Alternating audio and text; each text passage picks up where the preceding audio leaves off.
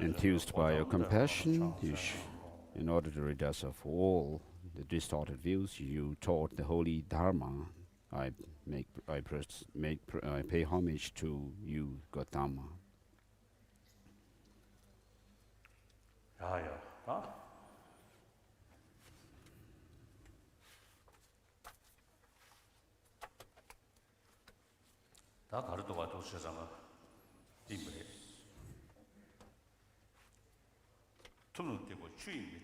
The Buddhas do not wash away the sins of the sentient beings, nor do they take away the suffering of sentient beings, nor do they shift their realizations into the sentient beings, but only by showing the truth they liberate sentient beings. And so the Buddha is someone who is only intent on helping sentient beings. So how it is done is not by washing away the sins of sentient beings within the sins which are within the mind stream of sentient beings, and then also which results in suffering, the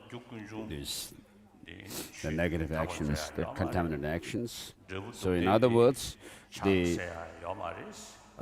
cause, the origin of suffering cannot be washed away, nor the suffering can be taken away by his hands, nor can the Buddhas actually gift us their realizations, as we say,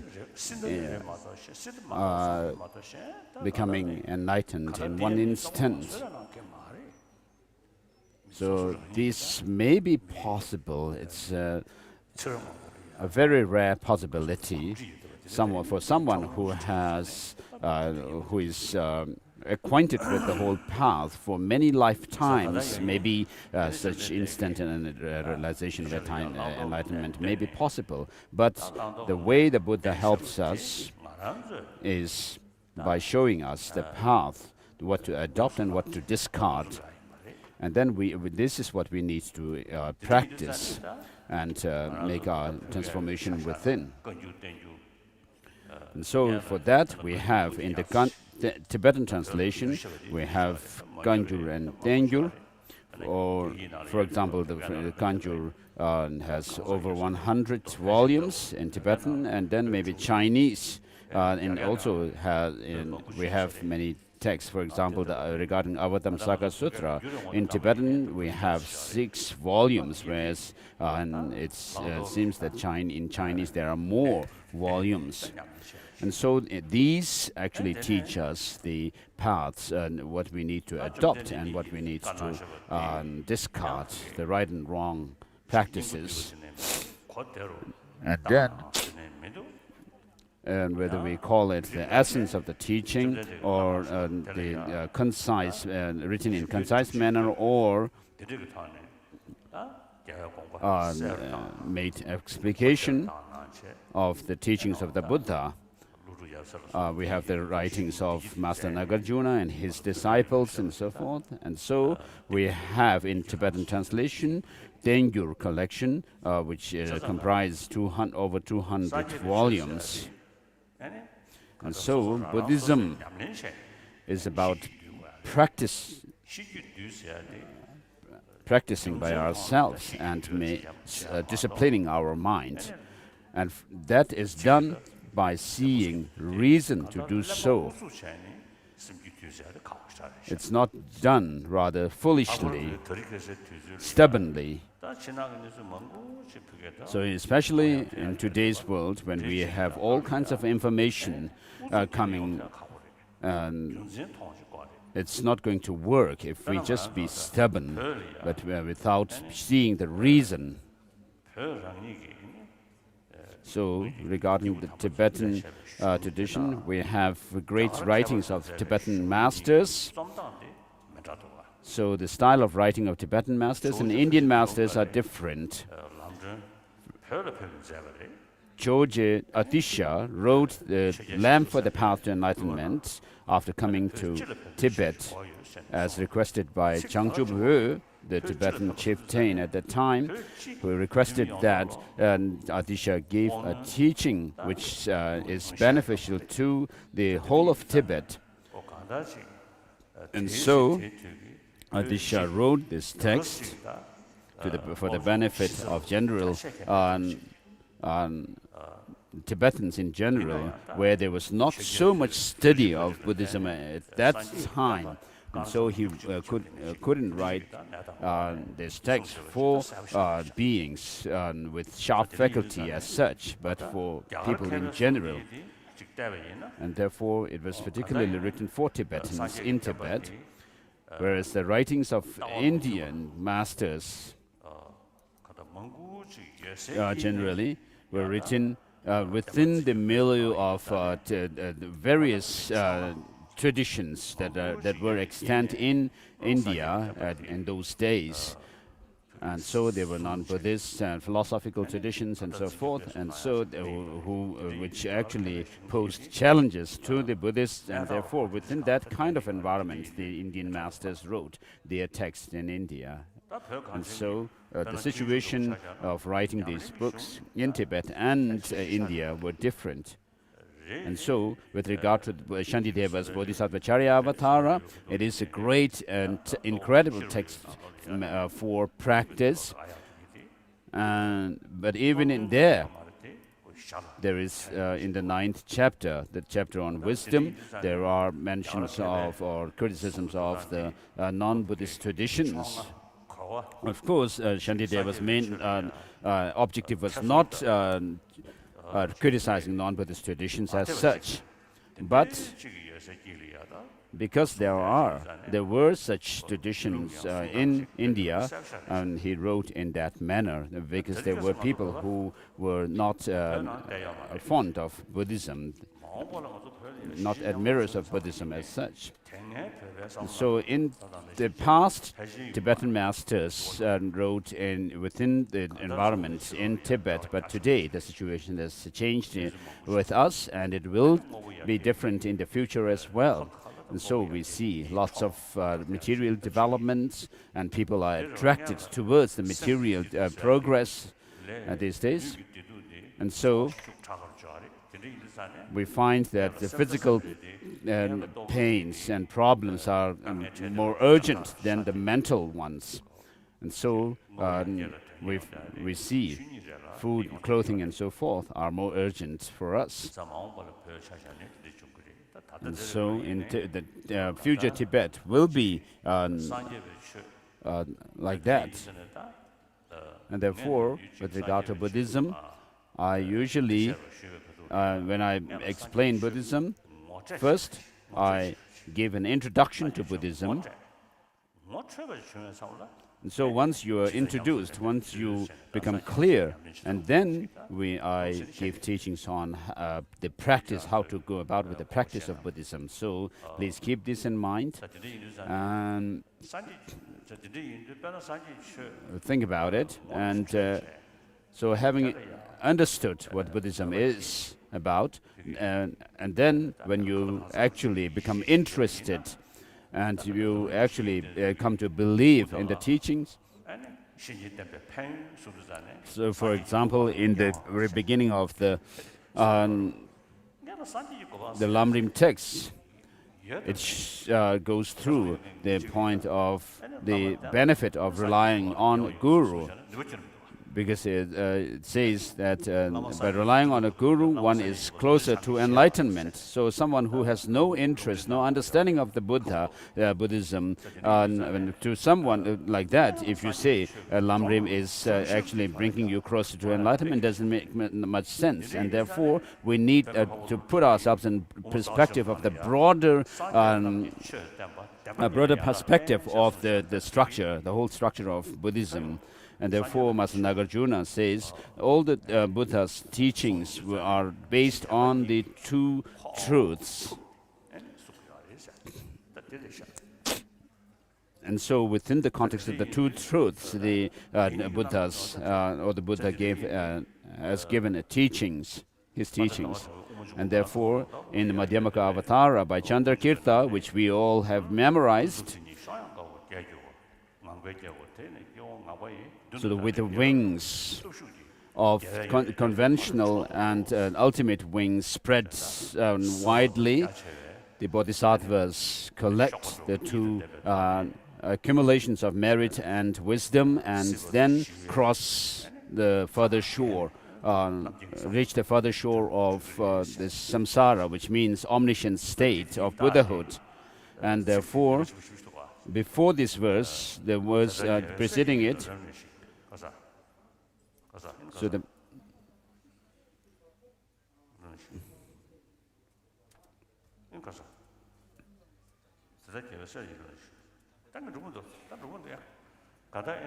and so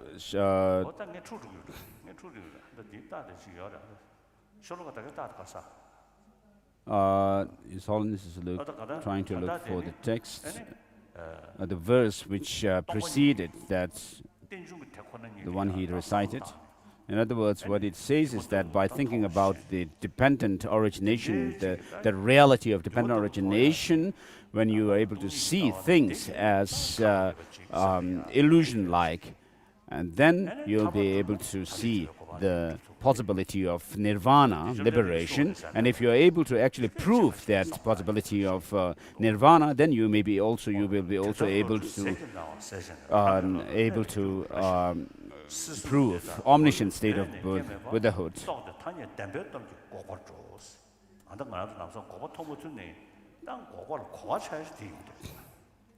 And so, even if we are not able to realize the cessation, I mean, we can still understand this. But based on the understanding of emptiness, so we are under the power of ignorance. And so, with the understanding of emptiness, what happens is you understand that ignorance is a distorted view, a misconception, and because of this, the other inappropriate perceptions and thought processes, like inappropriate meditations, happen. And so this is something that we can actually, if we really give thought to the teachings like this, we can actually see that it is true. And therefore, the more you dislike this true grasping at true existence that is within yourself, then you will also be able to see how other sentient beings are also overpowered by, enslaved by this ignorance, grasping at true existence. And so, if we really think, we can see that this true grasping at true existence actually damages us, ruins us. So although we may not be able to do so in a very powerful manner, but to a certain extent we will be able to do that. And so we will be able to see that other things like that are conventional actually have effect on in our life. So things do appear to us as if they have some kind of independent objective existence, and therefore some philosophical traditions actually deliberately try to prove that this is true. What appears to us, this true existence and objective existence is true. Although we all sentient beings across the expanse of space do not want suffering but want happiness. And therefore, as Master Tsongkhapa says, that by actually reinforcing this true, grasping at true existence through philosophical views, reasons, what you are doing is actually you are reinforcing this and through the philosophical assertions. And that actually is like inviting more troubles and problems to yourself. And so when you see this kind of condition of sentient beings being overpowered by such true grasping as true existence, then you will naturally feel compassion towards that. So when you have such a compassion, then this will not be an afflicted compassion. And so there may be, we can say that there is an afflicted aspect of an aspect of compassion which is afflicted, and another one which is not. And so by seeing things as like illusion, so by this illusion which confuses sentient beings, the sentient beings are confused in the samsara, as the Chalachakra Tantra says. So without actually understanding what suffering is, and not being able to see that it is possible to overcome the suffering, then you may just wish to go out of suffering, but you will not know how to. But when you actually see what suffering is, and then see that the cause of suffering is something which we can actually uproot, then you'll be able to see that those who are actually overpowered by this grasping at true existence and the afflictive emotions and so forth, and you will feel compassion towards them. And so that the path comprising the wisdom and skillful means based on the two truths, and you will be able to see that this leads to the omniscient state of Buddhahood, and therefore Buddha, you can see the Buddha is someone unique. And then Tsongkhapa also says that the Buddha has shown us the path from his own experience, and therefore he is the peerless or the matchless teacher. So although Rinpoche has heard the teaching of the Buddha from his childhood, and also had great conviction, and then pursued the teaching, the practices, and then he practiced the Dharma, and therefore he says in his three principal aspects of the path,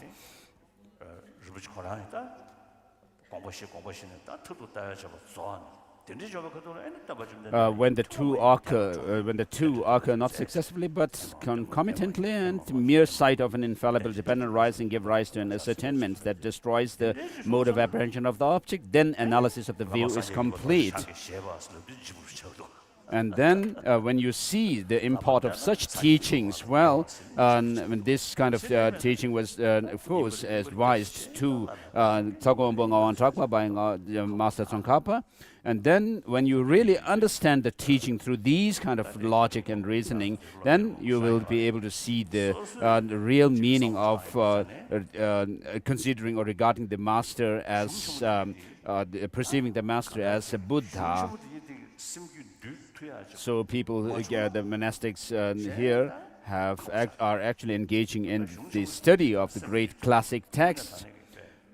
So unless you are able to actually make these teachings that are found in the classic text to practice, so that you are able to overpower the grasping at true existence, then that you will not actually find any other text for such means.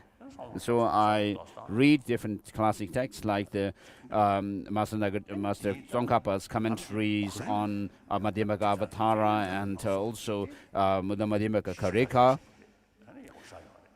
And so when it comes to actually applying these teachings found in the classic texts, then we have, in a sequential manner, then we have the Lam Rim text. So we need all the different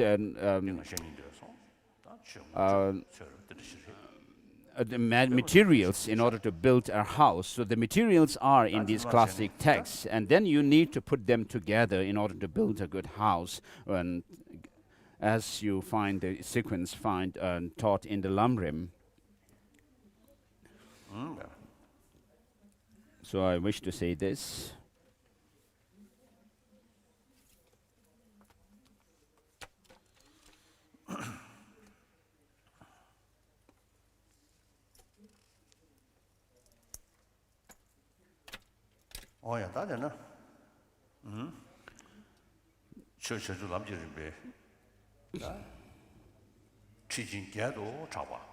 So, from amongst the eight, what are known as the eight great guidance texts of Lam Rim, the stage of the path to enlightenment.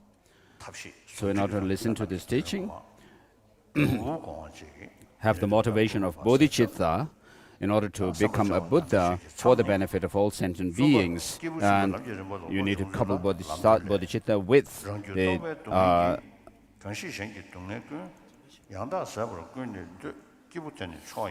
so we are on the part of the fifth Dalai Lama's text. We have reached the path pertaining to great beings. So, in order to train your mind in this, the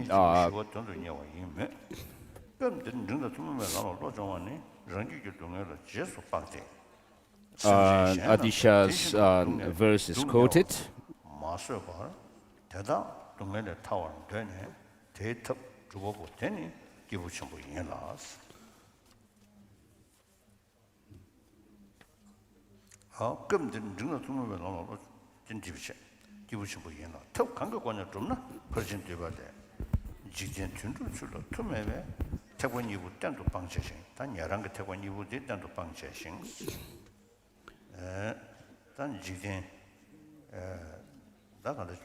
So it says those who, based on their personal suffering, want only to eradicate all the suffering borne by others are known as superior beings. So even if you were to attain the arhatship of the Shravakas and Pratyeka Buddhayanas, you will not be able to fulfill the interest of others completely. So by basing your practice on the understanding of the Four Noble Truths, you may be able to attain nirvana.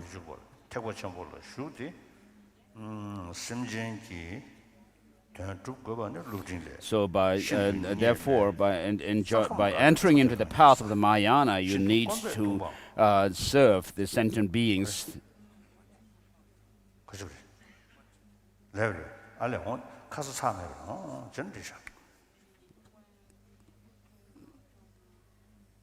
So someone has suggested His Holiness, reported His Holiness that we have not finished the Benjamin Baldanisha's text. We have not finished the part of training the mind in the path to the intermediate beings, common to the intermediate beings.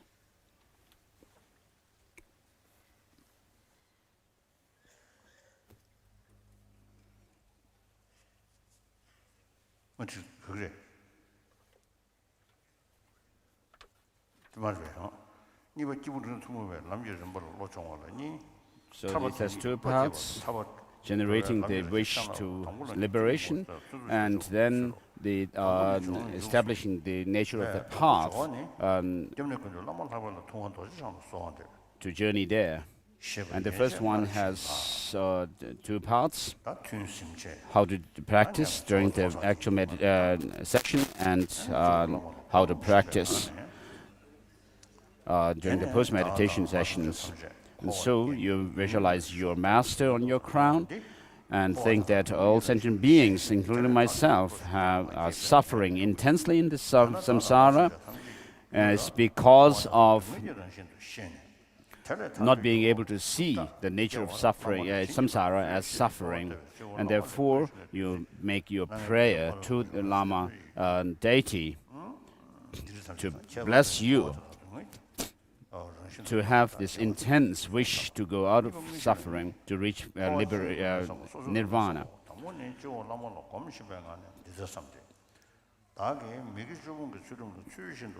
And especially for oneself and others to see that the whole of samsara as nature of suffering. And then in the actual part of meditation, there are two sections, parts to it. Contemplating the samsara, suffering of samsara in general, and contemplating the sufferings, specific sufferings. So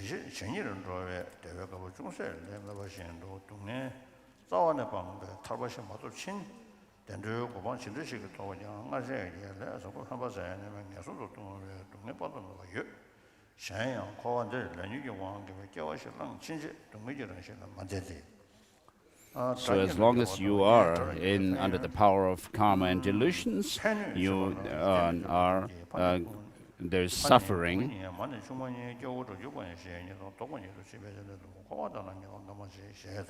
And then, with regard to the different forms of life in samsara, there's no certainty, such as your father in this life may become, after his death, may be born as your child, and then your sworn enemies in the earlier part of your life may be your best friend, and your best friend may turn as your sworn enemies in the latter part of your life. And so there's no certainty in samsara, the situations with different beings.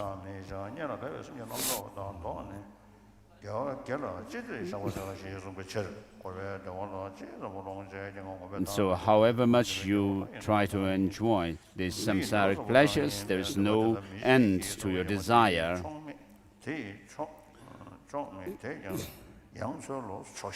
So you will never be contented, and you will want more. You'll search for more pleasure and joy in samsara. And so this is another suffering of not feeling contented. And then, however beautiful body you may have attained in samsara, in the end you would have to discard it. As the Nagarjuna's friendly letter says. So even Indra, who is worshipped by the world, will fall down in samsara due to his karma. And then Chakravartin kings also becomes the lowest kind of servant of others in the end. And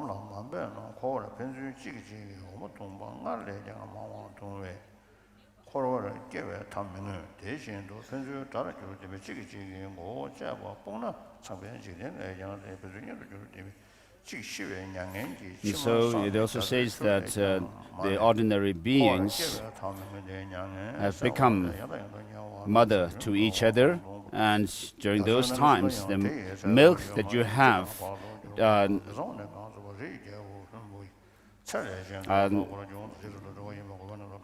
have suckled from your mother is more than the amount of the water in the oceans. And therefore, since we have gone through all kinds of sufferings in samsara, if you don't put effort, if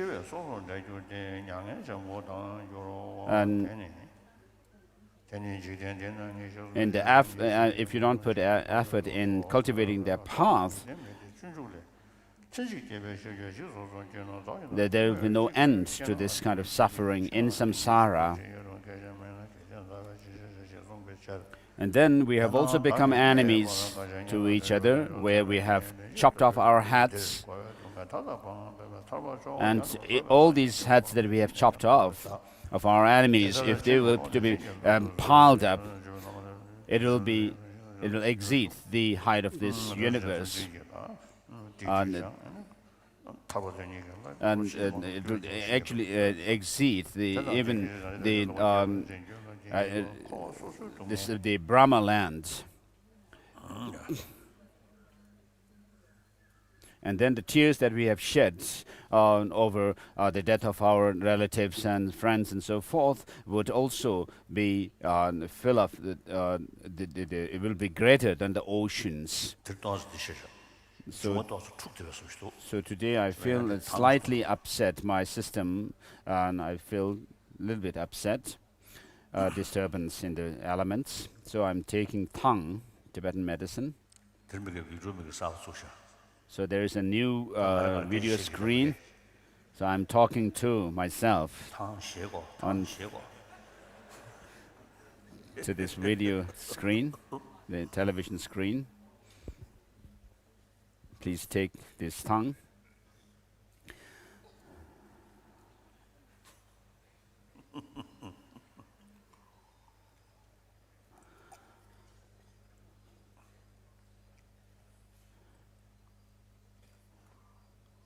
Oh yeah.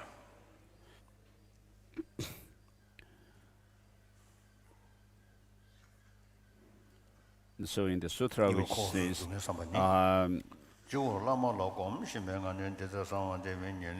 so this about the general the suffering, and then the specific sufferings of samsara.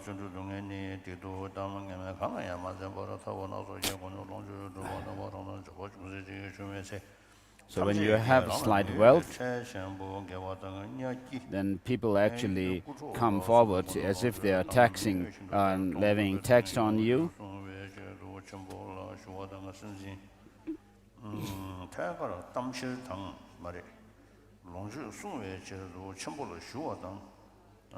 And then in order to protect your wealth, you will seek help of higher people with higher power and so forth.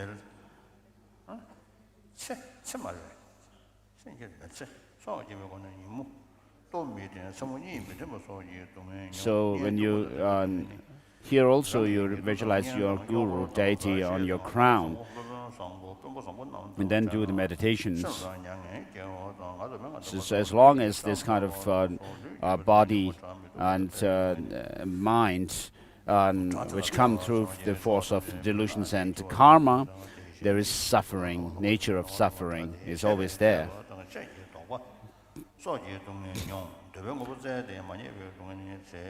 And therefore, what need is there to mention about the suffering of the lower realms of existence, the unfortunate realms? And so in this human body, the human mind and body that we have attained, there is suffering of hunger and thirst.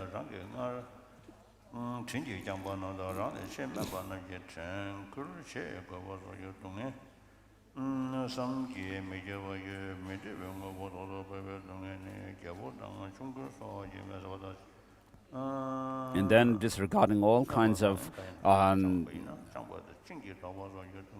bad reputations and evil actions, you would also try to gain more wealth through various devious means.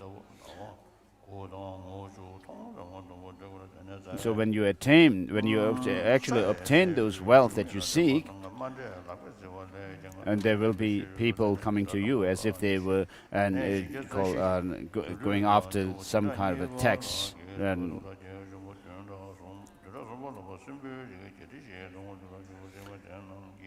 And then there will be people who will steal your wealth, and someone will come to also ask loan from you and so forth. And then you will not be able to actually give them what they ask.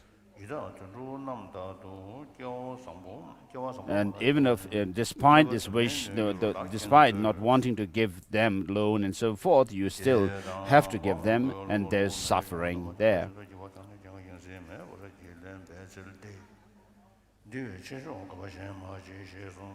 And then there is the suffering of being separated from the near and dear ones.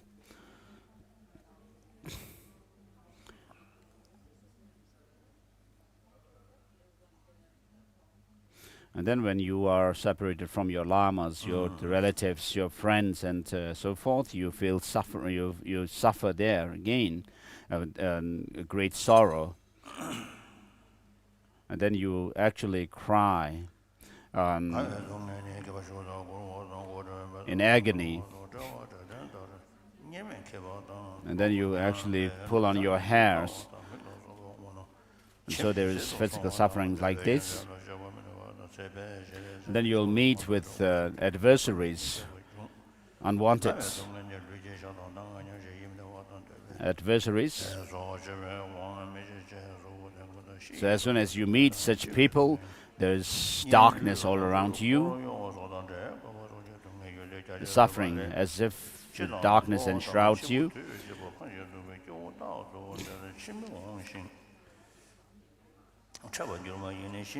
And then when the enemy, the adversary, goes to some other place, goes away from there, then you will feel as if there's a sunshine. And when the enemy actually punishes you,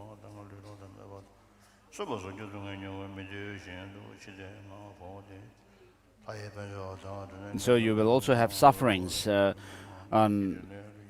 of being punished by the adversary, the enemy, or the suspicion that or the fear that this person will punish you. And then not finding what you actually search for. There is also the suffering of that. So because of not having accumulated your merit in the past lives, you are poor, impoverished in this life. So you are impoverished and do not have food, clothing, and even if you may do some farming, you will not have harvest. And you do business, you cannot have profit. You do business,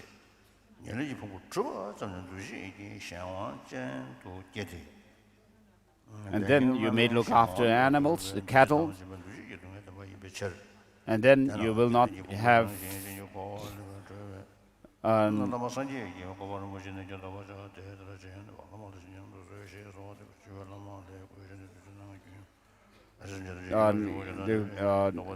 cattle are not able to give birth to their babies and so forth, so you don't have more of those cattle.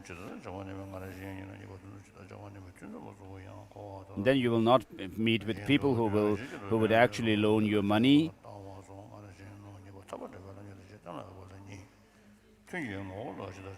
And then even if you actually beg for money and so forth, there will not be people giving you such things, money and so forth.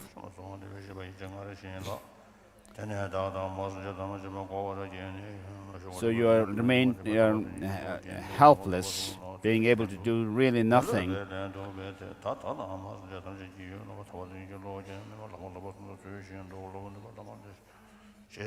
And the people whom you have been kind in the past,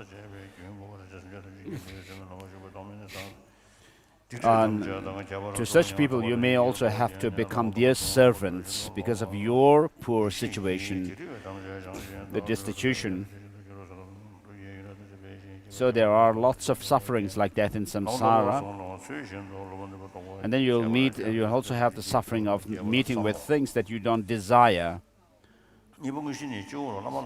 such as being punished by the kings and robbed or killed and bound by kings, and also robbed by or killed by robbers and so forth.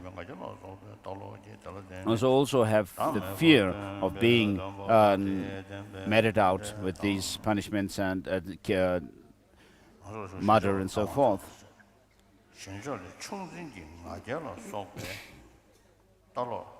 And then there is the suffering of birth, and also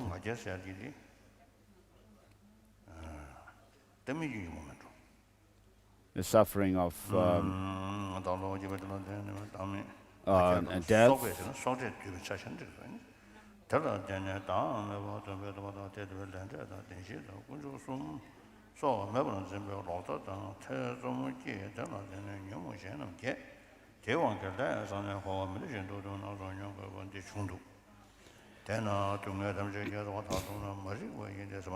So, since ignorance is the root of all suffering,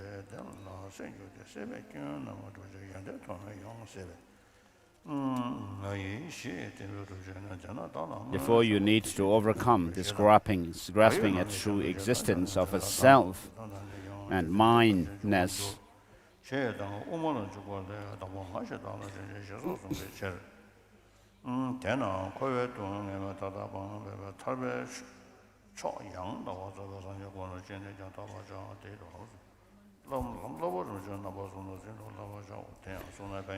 So you should contemplate the suffering of samsara in general, and samsara as a whole, and seek the path to liberation.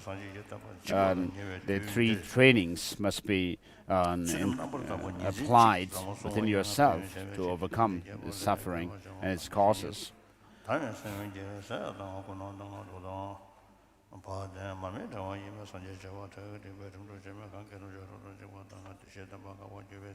And so, during the meditation session, you think about these different sufferings, and then at the time of the in-between sessions, when you leave the meditation session itself, during the post-meditation sessions, you should also think about the reflect on the sufferings of sentient beings, or the samsara, seeing the nature of samsara as being suffering, and read texts such as the scriptures, the words of the Buddha, and also their commentaries.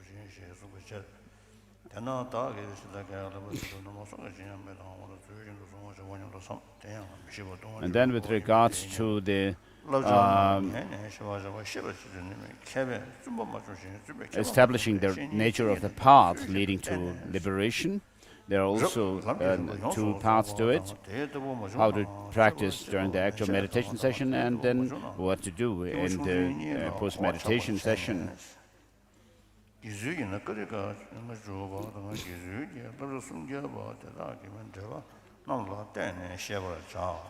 The first has preparation, actual practice, and the conclusion.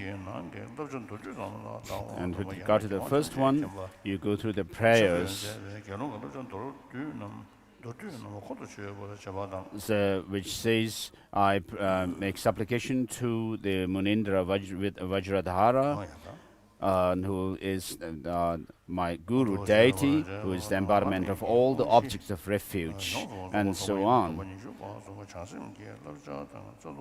And then you should think that I and all sentient beings have suffered in samsara. And since we were born in samsara for so long, and we have suffered intense suffering and various sufferings in samsara and so forth, you should have this cultivation, the determination to go out of samsara. And so,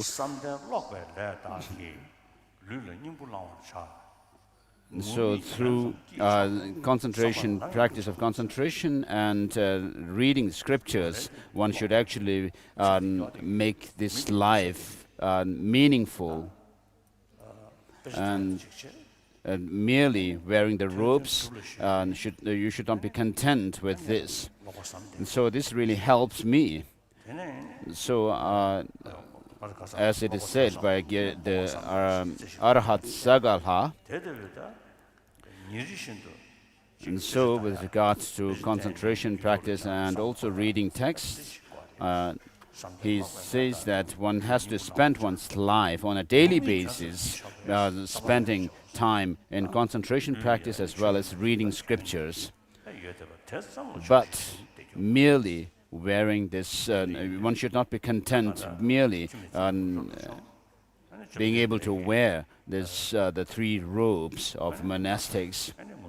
So having left householder's life and having become celibate, and you should not just be content with these robes alone, wearing the robes alone, but we should actually engage in the practice and study and practice of the Dharma. And we should also look up at the role model of the Buddha himself, who has gone through the 6 years of austerity, of which we can see statues. And we can see in Bodh Gaya business people selling these statues of a Buddha, in austerity. So the real statue is actually in Lahore Museum in Pakistan. And a picture of this Buddha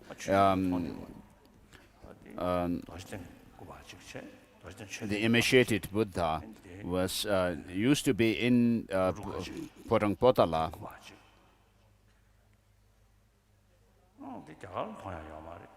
And so this was not there when I came to India in the beginning, but when I once went to Japan,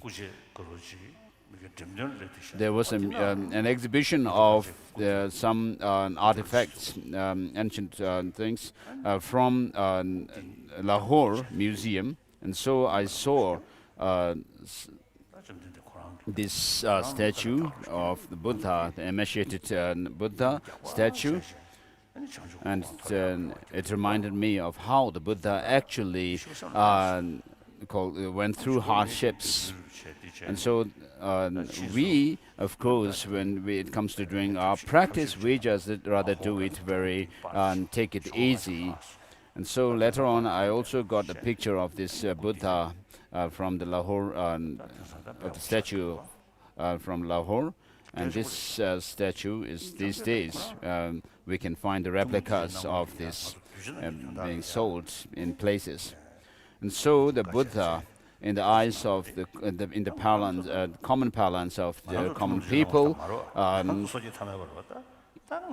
so we are, of course, very ordinary sentient beings. And so we need to really look up at the Buddha and strive in the path, in practice. And so we should, as the Arhat Sagalha says, we need to really practice and read scriptures and not be contented with merely wearing the robes.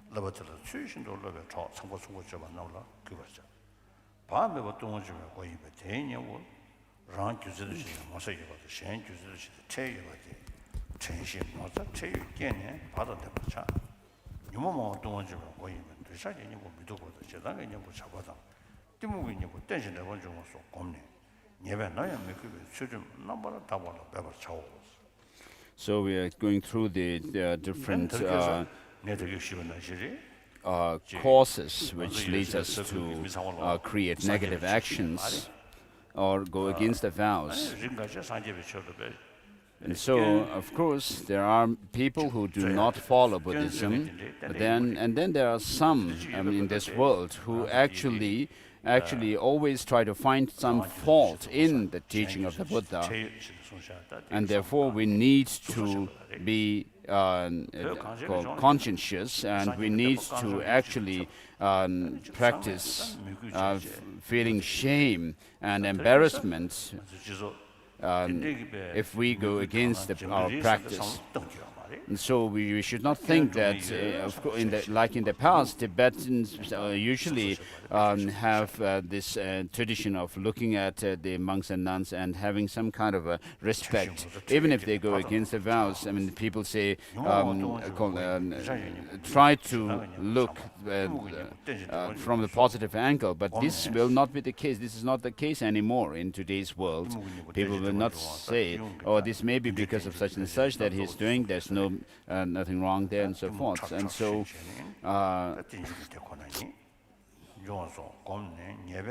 we need to think about the 12 links of dependent originations, and then base ourselves in the practice of morality and keeping our vows and precepts pure, untainted.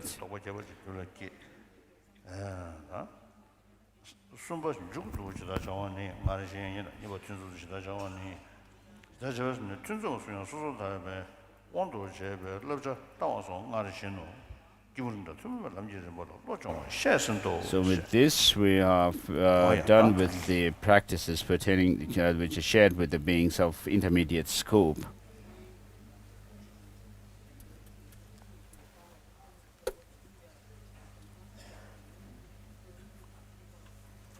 And Panchen Paldanish's text. Now we are switching to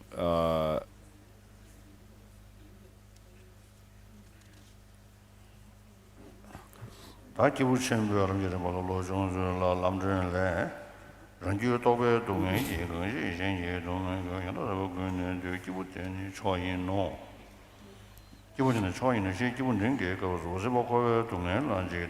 So again, the quotation from the Lamb for the Path to Enlightenment is given, and for pertaining to the beings of great scope. And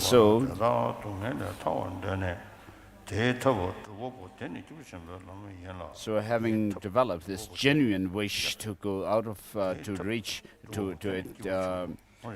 aspire for liberation,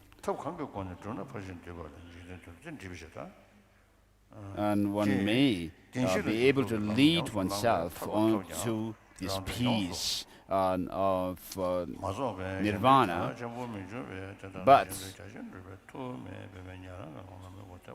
the purpose of teaching this, training our mind in the path which is shared with the beings of the intermediate scope, is just as by inferring from our own suffering, and we should be able to feel the suffering of other sentient beings unbearable, and therefore we should develop this wish and aspiration to lead other sentient beings out of suffering, and therefore the means to that is the path of the great beings.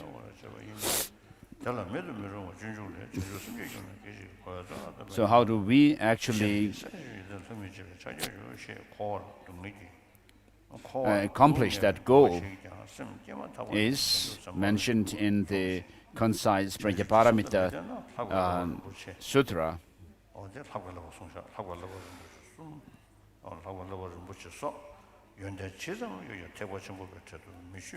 So however great qualities you may have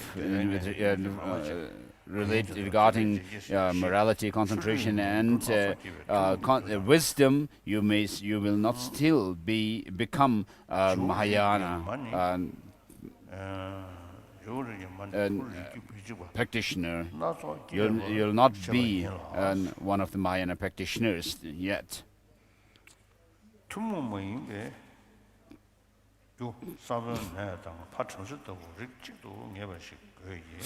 And so we need the understanding of emptiness, of course, is a common means, or the method or common means for both nirvana and omniscience, but the unique course to lead us to Buddhahood is this bodhicitta, like a father,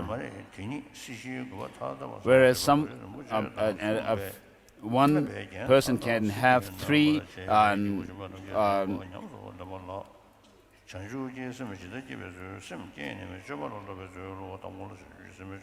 children from three different mothers, but then the main lineage of the fathers is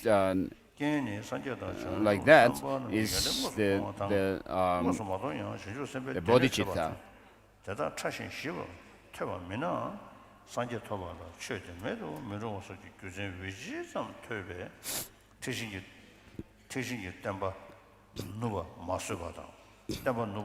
So finding the decline of Mahayana teachings unbearable, and then finding it how rare it is to find someone cultivating even the wish to become enlightened, reach nirvana, and how rare it is. How rarer it is that someone actually cultivates bodhicitta. I mean, you can also, inspired by that, you can one may develop bodhicitta.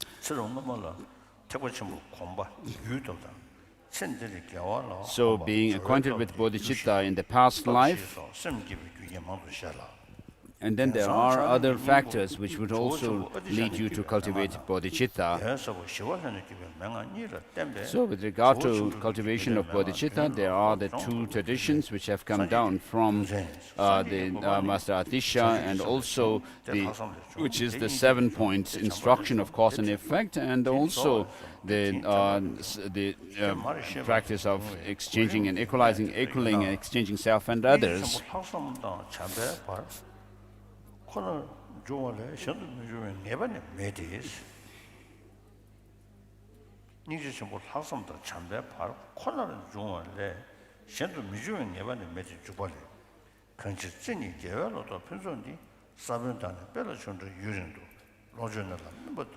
with regard to the 7-point instruction, there is it says that the great compassion is not necessarily the great compassion comes not necessarily between loving kindness and the extraordinary resolve.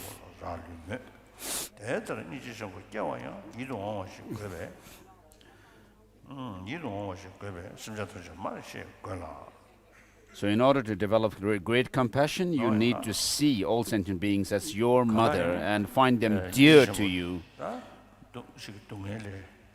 So great compassion is the wish for sentient beings to be out of suffering, free from suffering. There's a mere wish for that, but then there's and also not just leaving it at that wish, but actually going forth and making the determination to free them by yourself. And so, in order for this to happen, you need to know what suffering is. The suffering of suffering, you don't only have that wish to be out of suffering, nor the changeable suffering, but mainly there's pervasive conditioning existential suffering. And so the Buddha, giving so much emphasis on teaching about suffering, of this kind of suffering, as Panchen Lobsang Chogyam says, this changeable suffering is something even the non-Buddhists are able to become aware of, being unwanted.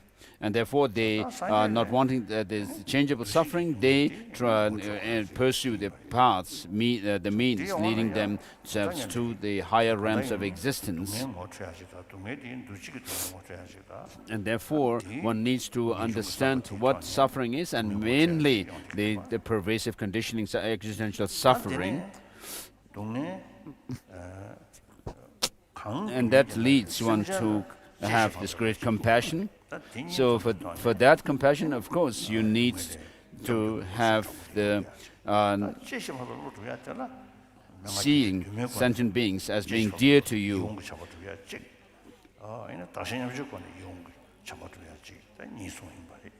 And so there are two ways of cultivating this affectionate love, through the 7-point instruction and also equaling and exchanging self and others.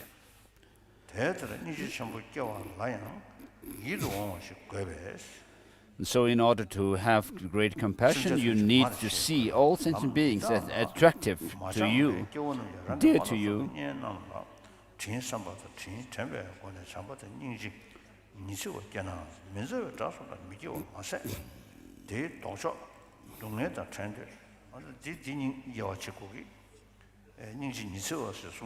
So a partial compassion may be experienced by you, which is like can be biological. So because we have this kind of body, and in order to sustain ourselves, we need some kind of love from others, whether we are born from eggs or from the womb. The child needs the mother's care and nurturing. For that, without there being some affection from the mother will not take care of the child. So even the birds and insects and so forth take care of their babies, their offsprings. And then similarly, dogs, cats, and so forth, and human beings, of course. So mammals and those born from eggs and so forth, the child is nurtured by the mother's care and affection.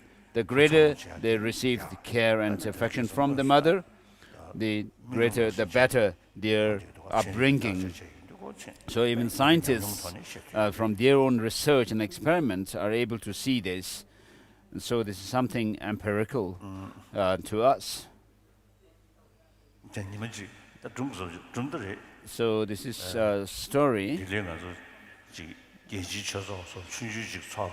There was an international Buddhist conference, as well as a small gathering in Delhi. It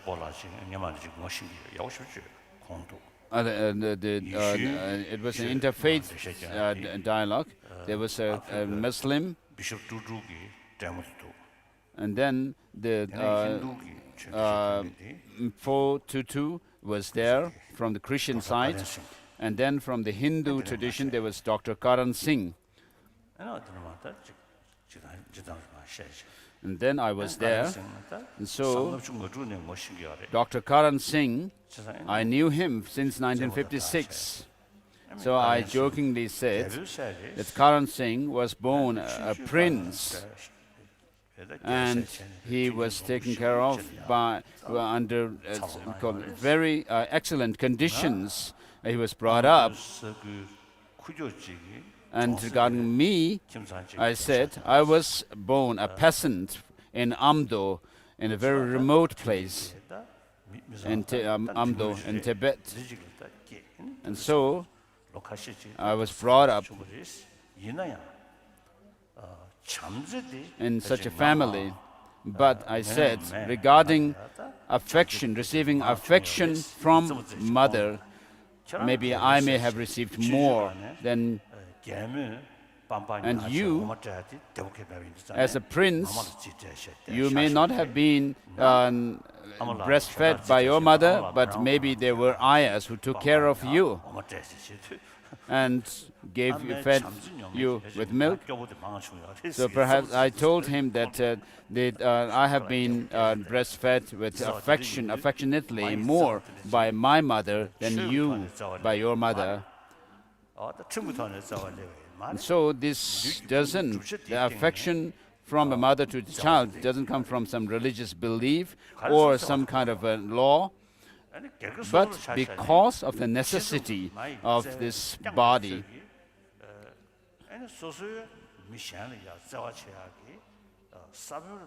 And so the greater you have received affection from your own mother, it would have left some seed for affection in your mind stream. And therefore, you are more apt to show compassion towards others. And then today, even the scientists say that the more compassionate and affectionate you are towards others, the better your health will be. Which this is actually something they say from their own experiments and research.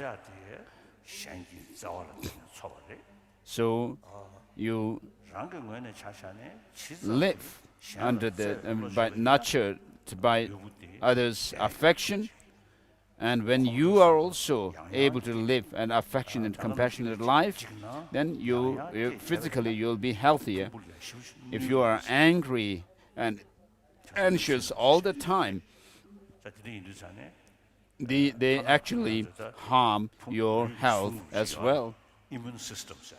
So your immune system, if you are constantly angry or fearful, then they deplete the immune system as well, and they weaken it and deplete them, this immune system. Therefore, the greater your compassionate you are, the more compassionate you are, your the physical elements will be in balance, and also it will help to combat the sicknesses, and also your immune system will be strengthened, and that in turn helps you to fight antibodies.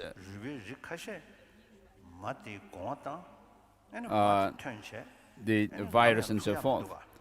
So in certain cases, for example, the turtles, the mother comes to the shore of the ocean and gives, lays the eggs and then goes away. So there's no opportunity for the child, the baby turtle, to meet with the mother again, and therefore it doesn't need to depend on the mother's affection. And therefore, in such cases, even if you were to bring the mother who laid the egg and the child's turtle together, maybe they will not know how to show affection to each other. So I've told people to actually do this experiment, where the child is not dependent for its upbringing on the mother. I have told people that if you bring this turtle mother turtle with the child turtle, they will not be able to exchange affection and love towards each other, and therefore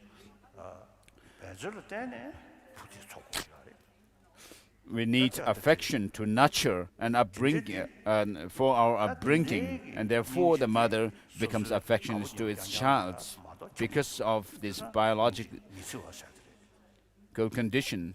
And therefore this kind of compassion is, as mentioned here, is partial.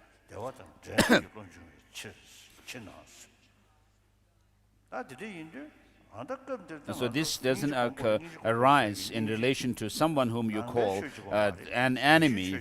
And not only that, you actually wish them to have more suffering and be devoid of happiness. So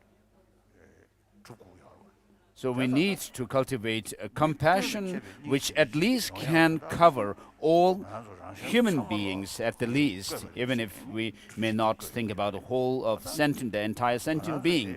And therefore, when it comes to such a practice, all the religious traditions have this kind of practice of compassion extending to all the entire humanity.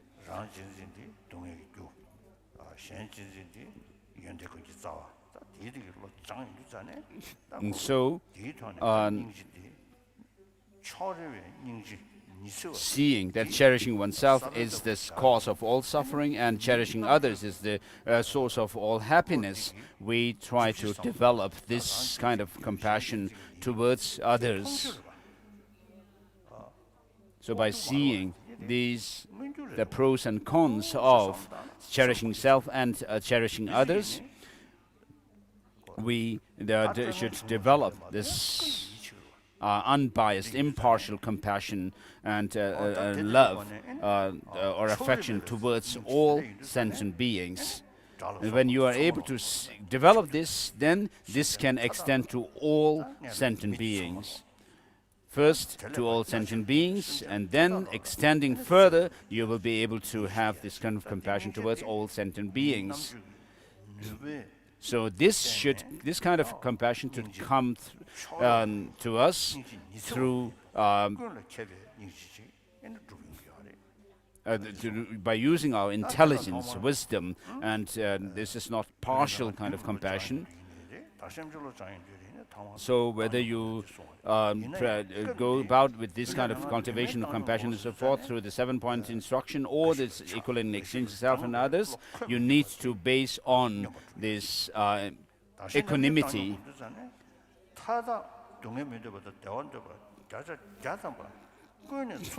So, in the case of cultivating the compassion through the exchanging self and others, we see the fact that all sentient beings are same in wanting happiness and not wanting suffering.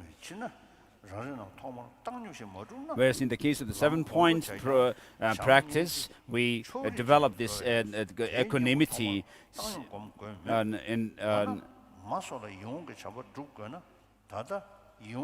differently.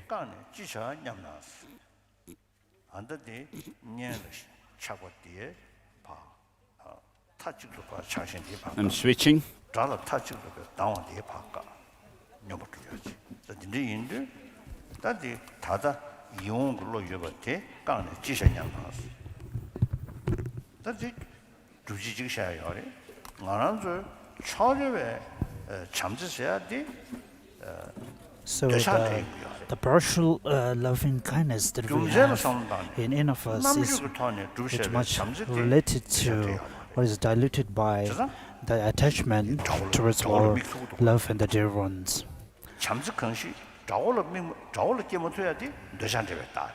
So the kind of the loving kindness that which we cannot generate towards our enemies and those who are neutral to us. So this kind of loving kindness we can term as partial.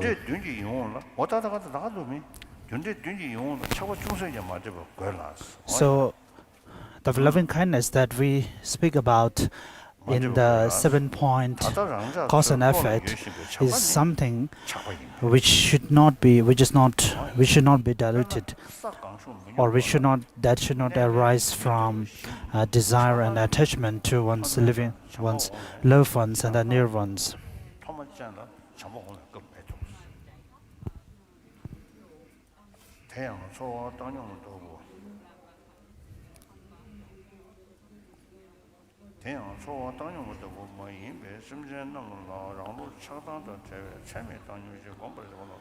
So the practice of equanimity, first, the importance of the practice of equanimity is to have a sense of equal towards all the sentient beings, irrespective of whether one happens to be the loved one or the enemies.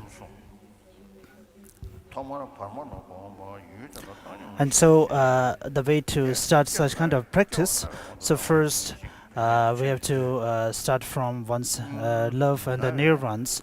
So the reason why it is being stated that we have to focus such kind of equanimity or the loving kindness first from one's love and the dear ones is that in that way, since we are very much related to one's loved ones and the near ones, so in this way it is much easier to develop such kind of aspiration and loving kindness towards one's families and the near ones. So after that, gradually one has to practice further until the mind of the loving kindness and the great compassion encompasses all the mother sentient beings. And in some ways, the person whom we refer to or consider as one's enemy for this life has been one of our loved ones in our previous life.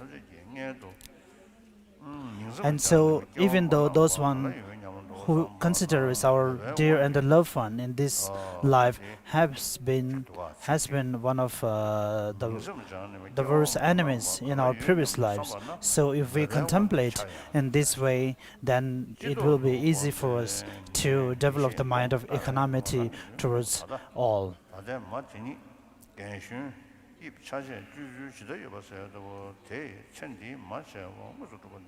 So having a mind of equanimity towards all, then gradually we have to remember the kindness that those mother sentient beings have done to us. And so in that way we should develop a mind that wishes to help or benefit all the mother sentient beings.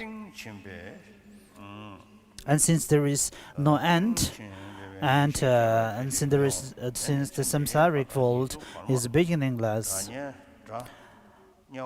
and also in terms of one's own life, there is not such a point that we can point as the starting where we first came into this samsaric worlds. So therefore, from the day or from the moment that we are here in the samsaric world, so we have been always nurtured by the love and kindness of one's mother.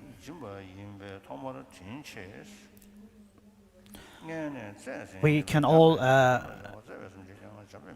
think about how the mother of this life is very kind to us. So similarly, we can think about the same kindness has been also done by the previous mothers.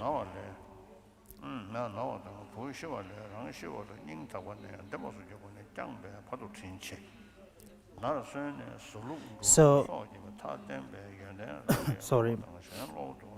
So as a child, our mother has taken a great care of us, from even the small and the tiny things to make sure that there is no harm being done to us. And as we grow up, and also if we think about the time that we stay in the mother's womb for over 10 months, and the mother, even while you are in her womb, she took a great care of what she eats and drink. So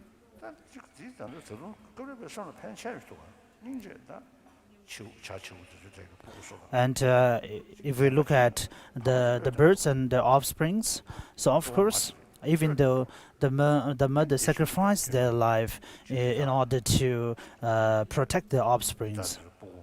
Also, if we looked at animals, the deers, and when the lions and the tigers came to attack the deers, so of course the deer mother, even though they are uneducated, they're full of ignorance, but even it is very sad that we see that in order to protect their offsprings and the babies, they sacrifice their own life.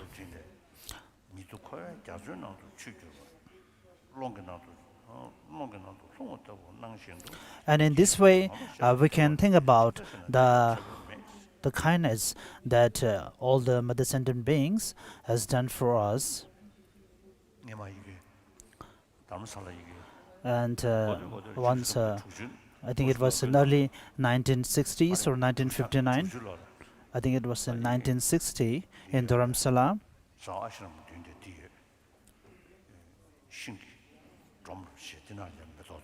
And we have kind of a container made out of a wooden container, and we planted some flowers, and there some butterflies came and laid their eggs upon in the Swarg ashram. The place was in Swarg ashram. So while the butterfly, the laysak, even the mother will not stay protecting the eggs. So but the mother, as soon as the offsprings came out of their eggs, so she knows that she lays her egg on a certain flower or a leaf, where once they're out of the egg, they can depend on, or they can get their food from the flower. So she also laid the eggs in a circle together. So when the offsprings come out of the eggs, so maybe there is a little difference who comes first or the later in terms of a few minutes, but they all evolve from the egg almost at the same time. And if I touch a little bit with my finger to one of those offsprings, and they all together rise in order to protect themselves. So of course, so these are the mother sentient beings, of course, whom we should be compassionate towards. So even these small insects, so they, in order to protect themselves, even just for their survival, since they need to stay together, so they always protect themselves staying together. And also when I investigate and examine about the small insects, like the bees, so when I try to touch them, of course they fly away, in order to protect them. So these are really very sad, and even though they have no understanding about no understanding about the importance of the life, or no understanding as we humans, but in order to preserve their living and preserve their life, they form a circle of their own company.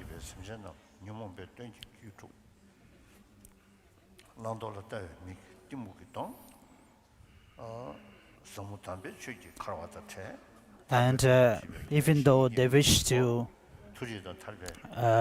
protect each other, but due to ignorance, they always end up being prey to some other predators.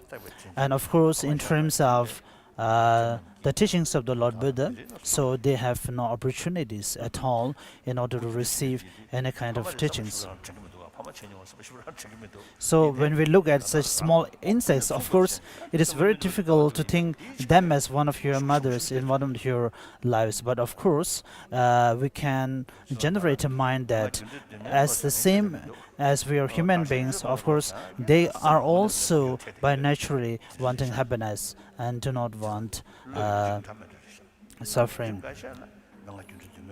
So for someone, of course, the 7-point cause and effect is very effective. But for me, the practice of exchanging self and other is more effective.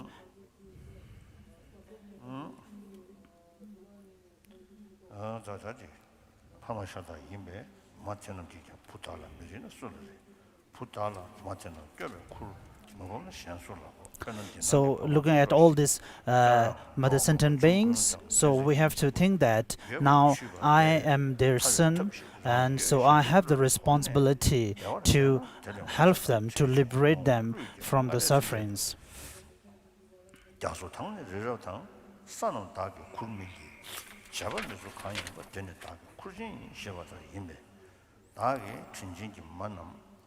So when I have the potential to liberate and to help all the mother sentient beings, and even though I have such capabilities, then if I stay without thinking about the mother sentient beings, or without or just leaving them behind, then of course it is really something very sad. And how one can benefit this mother sentient being is to giving the food to those who are hungry, and giving water to those who are thirsty, and in nowadays giving medicine to those native ones, and of course giving foods and everyone to the all part of the world who are in need. And I just heard this morning from BBC in Somalia and Africa, due to their civil conflicts, of course some parents ran away and some were killed.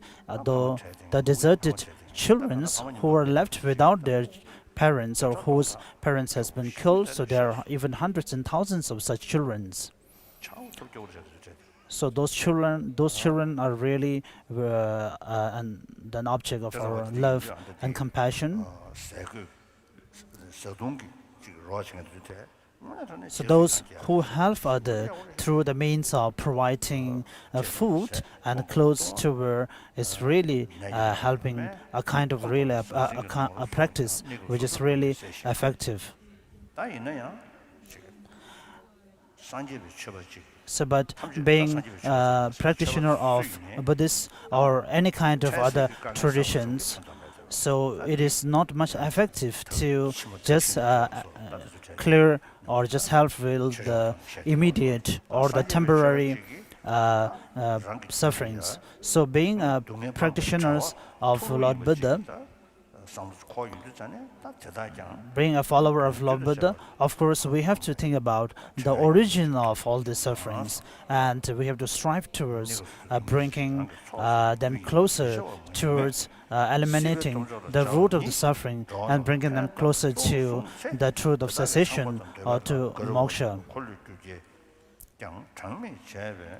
So even this numberless number of sentient beings have been the king of all the gods and goddesses like Brahma and Indra. And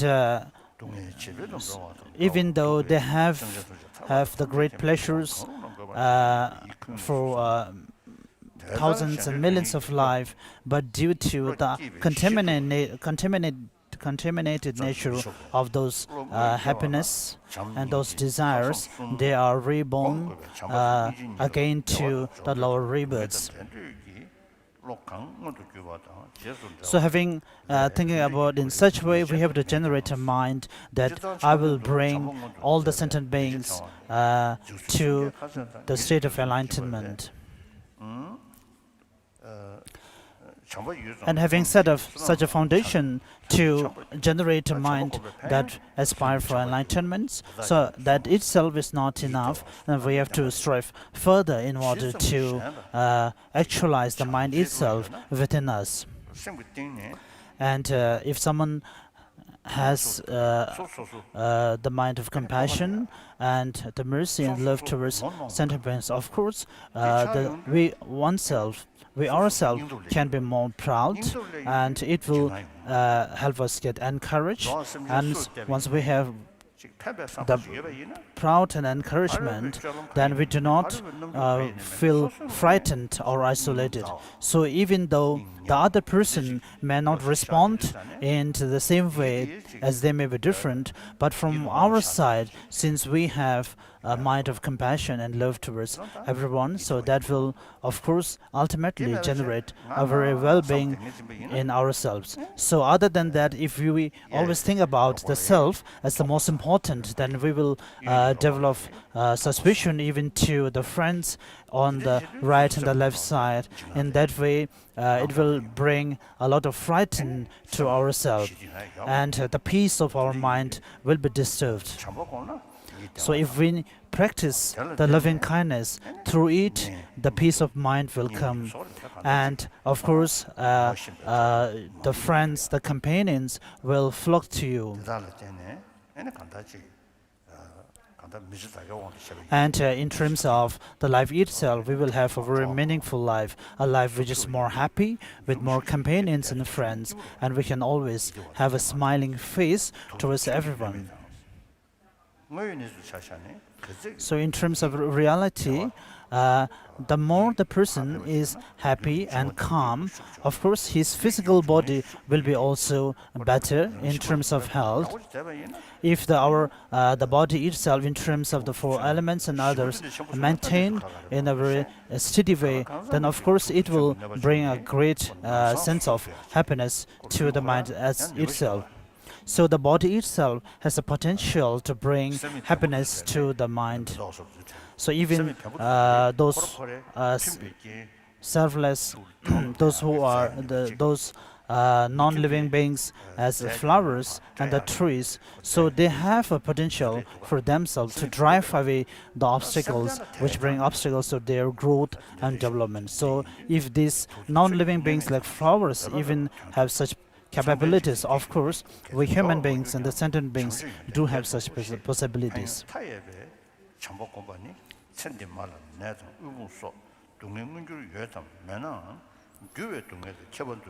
So thinking in such way, even though the mother of this life may not have very severe suffering, like the suffering of suffering or the suffering subject to change, but of course our mothers will be under the pervasive conditioning sufferings. So in this way we have to aspire in order to liberate them from the third form of suffering, which is the pervasive conditioning suffering.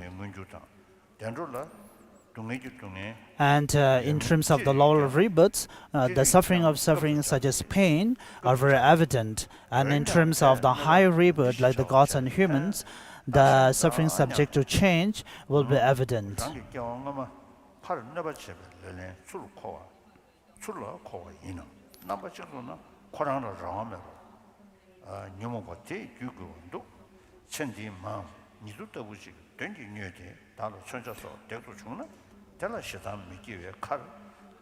And whatever the sentient beings whom we regard or consider as one's mother, even though they may indulge in negativities and they may bring harm to us. But we have to think in such a way that it may be due to my own past negative karmas by which I'm experiencing this. Or maybe in other way we can contemplate in such a way that the mother, the sentient being whom we can consider as one's mother, who even though she brings harm to you, but we can think that it is due to her own afflicted emotions, and she is under the influence of her own afflicted anger and desire by which she is harming you. So thinking in this way, one should continuously contemplate and strive towards generating the mind of being all the sentient being as one's mother.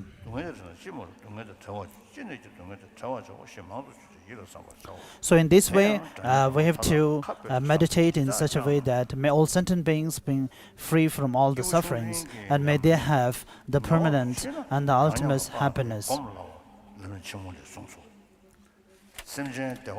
And the part which is common to the smaller person and the great, the middling person is something that we can practice in terms of one's own experience.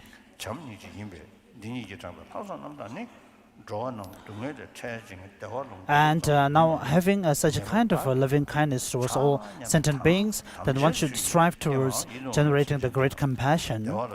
The compassion which strives to liberate all the sentient beings from the suffering of the great oceans.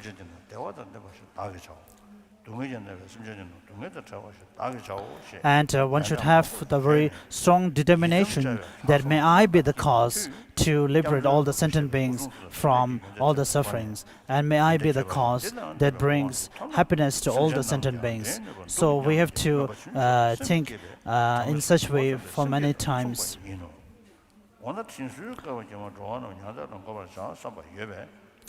So even though we may have the wish to bring all the sentient beings to the state of liberation, even at the first level of the practice of the 7 pieces cause and effect, the second one, remembering the mother's kindness, then what is the difference of that kind of mind at the first level and at the end level, or the 7th level during the great compassion? So at the initial level, we may not have that great courage or the determination that we oneself will be the cause to liberate all sentient beings. So as for one's practice, of course we have to practice combinedly the 7-point cause and effect and the practice of exchanging self and other. So having generated the great compassion, so which completes the 7-point cause and effect, so how should one work towards the practice of exchanging self and others? We have to contemplate, as it is stated in the engaging in the deeds of Bodhisattva, that whatever the happiness that we have in this life, it is due to the other sentient beings, and whatever the sufferings that we have, it happens due to the self-centered feeling. So therefore, look at the Lord Buddha, who is always working and benefiting others, and ultimately he is much happier than any one of us.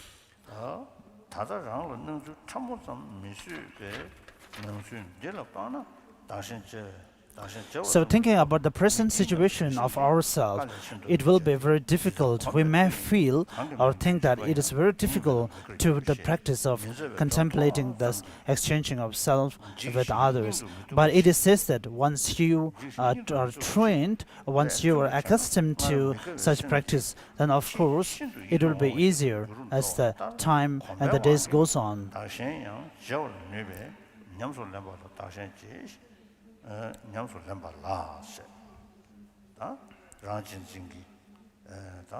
So the sense of the mind while looking at one's enemy, so before contemplating such a mind, when we have such kind of mind towards one enemy, so that kind of mind can be gradually converted, bring towards the affectionate mind towards that same enemy. And in terms of the personal life, it is also due to the feeling, the mind mind that aspire to benefit other people. So if we are under the influence of the self-centered feeling, then of course there won't be an ultimate happiness for us. So even the next and the subsequent life also, it has to come through the mind that benefits others. So if one have the stronger mind that wish to benefit others, so from that also the wisdom that realizing emptiness will also arise. So if we are not able to exchange the self with the others, or exchanging one's happiness with others' suffering, then there is no possibility to have any ultimate happiness in this samsaric world. So in this way, we should train and train in the practice of bodhicitta. So once we train in the mind that wish for enlightenment, then of course it is a starting point of the great path for us.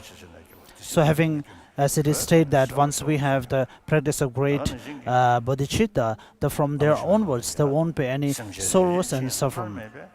And it is stated in the Guru Puja also that even for the one sentient beings, I will stay in the hotel for eons and eons. So such kind of minds, of course, if they are partial, cannot happen, or they cannot be happen by force or summon. So by thinking about the beneficial factors and thinking about its results, then of course we will be able to generate such kind of mind.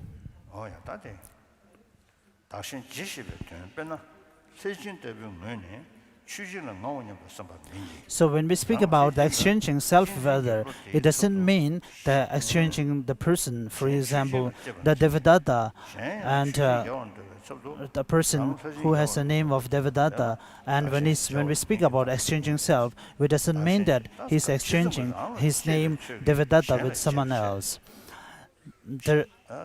The point here is to the same amount of the caring that we have for ourselves, then we are able to exchange the same level and same intensity towards other people.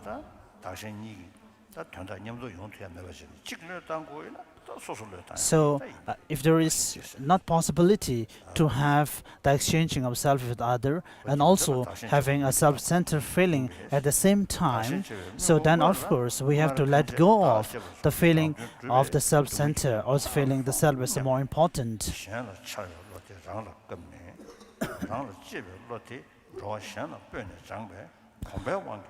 So if we are able to train in this way, then gradually, by getting accustomed to it,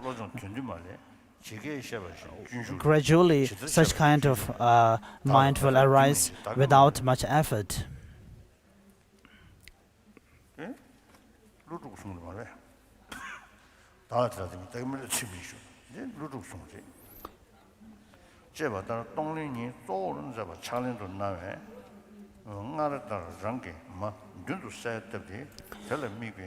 So also one of the ways to practice the self of exchanging self with other, so the other way to practice is what we call the giving and taking, the Tonglen practice.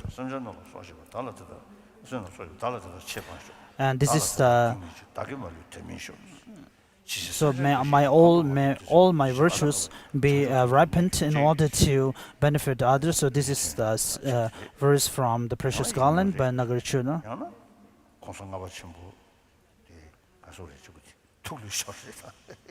So maybe it is a mistake here that the Precious Garland's quote has been raised here. So the fifth Dalai Lama is actually very honest, and we can see in his life story.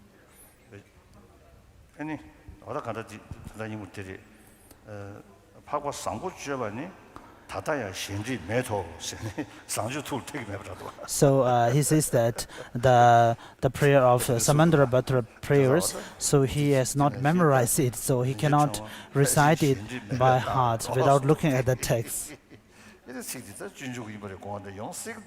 So maybe if Dalai Lama has thought that this verse may be a verse of Bodhicharya Avatara, so even though this is a verse from Nagarjuna's precious garland.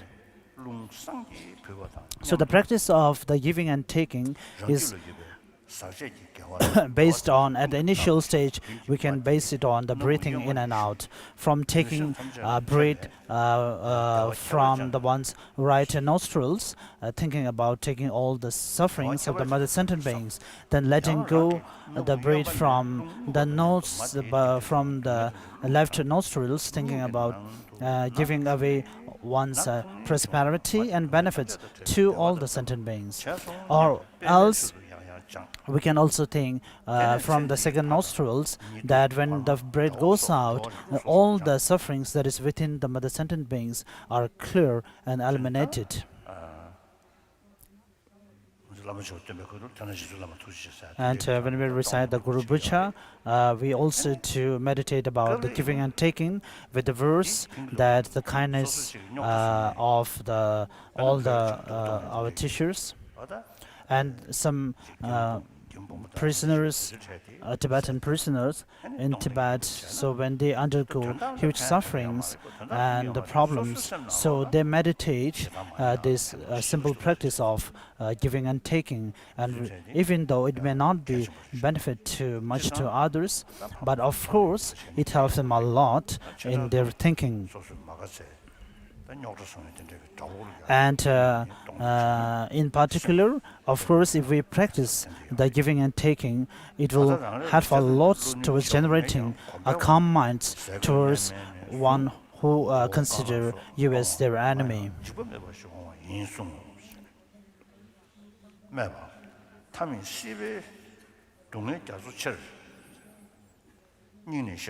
So it's the intermediary verse here.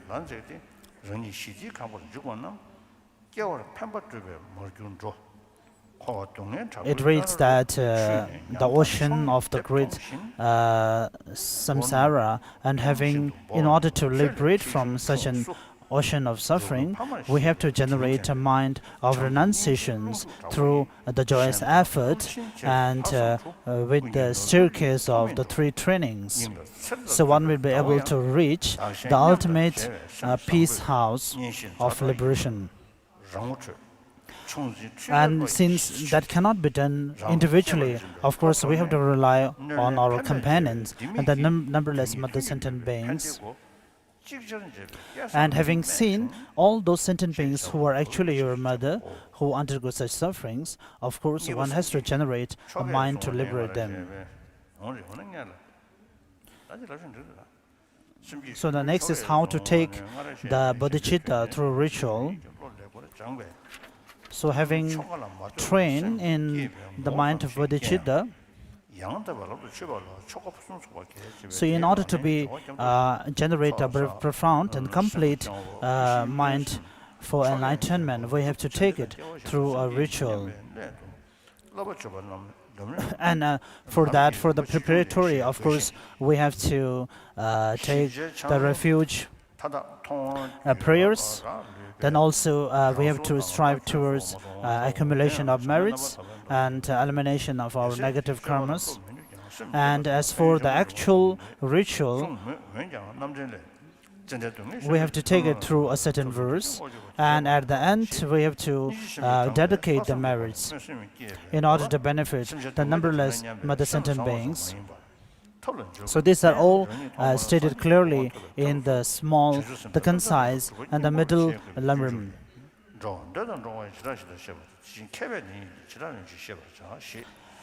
And the bodhicitta itself can be categorized into two, the aspirational bodhicitta and the engaging bodhicitta, depending upon the compounding factors that comes with the mind that wish for enlightenment.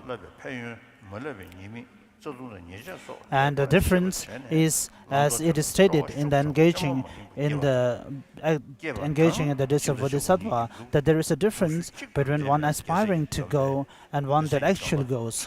So the aspirational bodhicitta is the one which aspire happiness and enlightenment for the sake of all the sentient beings. And the latter is the one which actually engages in those acts.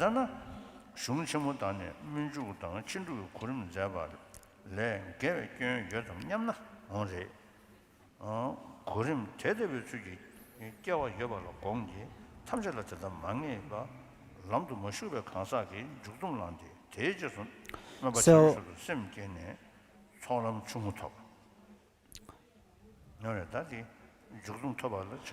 So in order to take the vows of Bodhisattva vow, so there are two assertions, and some says that, of course, we have to take the Bodhisattva vow first before one enters the path of accumulation.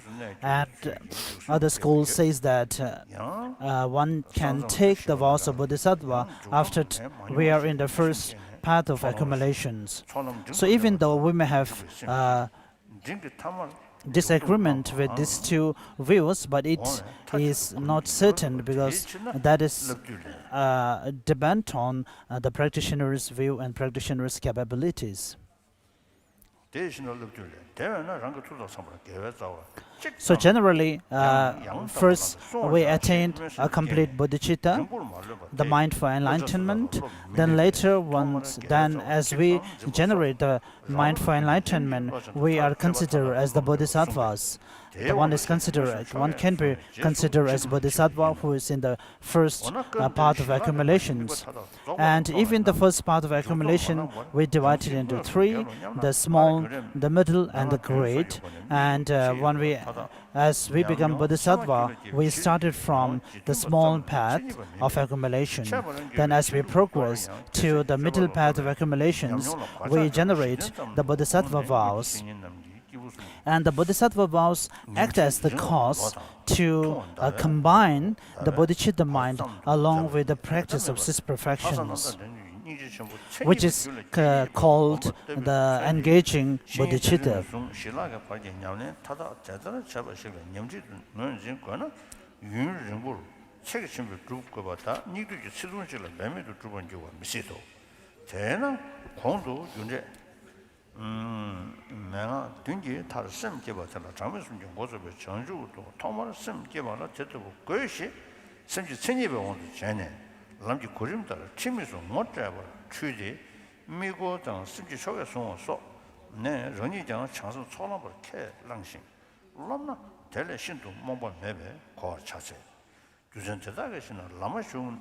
So we consider that once we have the bodhisattva vows, and if we consider all those beings with the bodhisattva vows as being in the actual path of the the Mahayana, then of course we are wrong. So the bodhisattva vows can be taken even by those who are not yet on the path to enlightenment.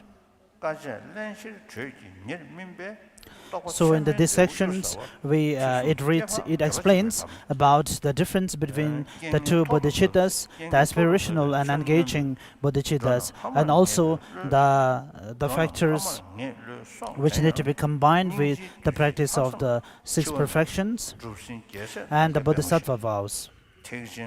So the intermediate verse now.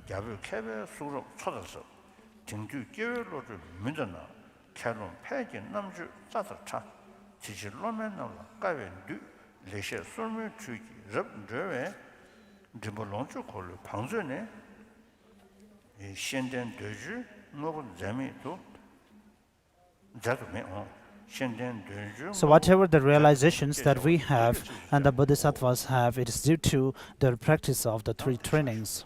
So having the practice of the great three trainings, then one will be considered and one has the potential to be on the path to enlightenment, the first path of accumulation.